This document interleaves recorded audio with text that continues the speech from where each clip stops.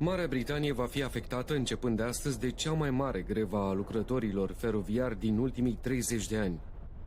Mii de angajați ai Căilor Ferate și ai altor 13 operatori privați au intrat în grevă, după ce negocierile privind majorarea salariilor au eșuat.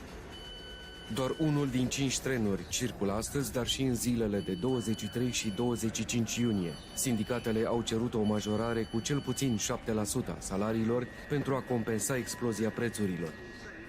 Pe de altă parte, angajatorii ar fi fost de acord cu un spor de numai 3%, dar cu condiția reducerii numărului de salariați.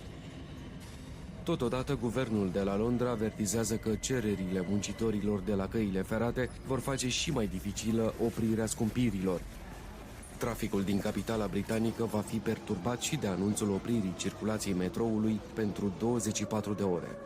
Well, today the biggest railway strikes in 30 years get underway in Britain, with tens of thousands of workers on the lines and those in the train companies as well, walking out in a dispute. The unions for weeks have been in negotiations with the operators, backed up by the government, over pay and working conditions. With inflation running at around 10% here in the UK, the unions say their members deserve a 7% pay rise. However, the company's bosses themselves say that they'll only give 2%, with an additional 1% if they agree to a change in terms. That's been rejected by the unions. They're saying that they're being called to shut all the ticket offices and for the members to have to work on Sundays if needed as well. They say that some of the changes would also jeopardise passenger safety.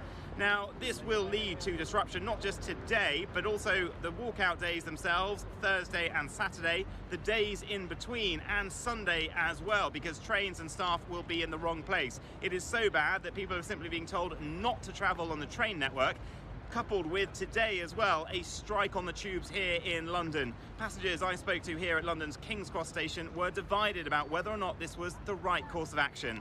Maybe it's fair, and I guess sometimes this is the only way to get what you want, seeing the strikes, but I think it just affects so many people that have nothing to do with it. It's a bit annoying, I guess, for commuters, but yeah, if they're not paid enough and feel like they need to strike, yeah, I'd say so. Obviously my heart's with the workers and not being paid enough and being understaffed after COVID, but since I just think it's not the right way to go about it. The unions, though, are adamant it's the right thing to do, and there are potentially other strikes coming down the line in other sectors, like in the medical sector and in the teaching profession as well. Calls from some unions for a summer of discontent over the repeated calls from the government for employees not to ask for wage increases during a period of inflation, worrying it could lead to a spiral, though some economists and the unions themselves say that simply wouldn't be the case. What is clear, though, is that this is going to cost the UK government at least £1 billion in terms of lost revenue over the next couple of days. The hospitality sector in particular, restaurants, hotels, saying that they've got a wave of cancellations. And for anyone trying to go to the Glastonbury Music Festival in England, it's going to be pretty challenging to get there. Vincent McAviney, Euronews, London's King's Cross Station.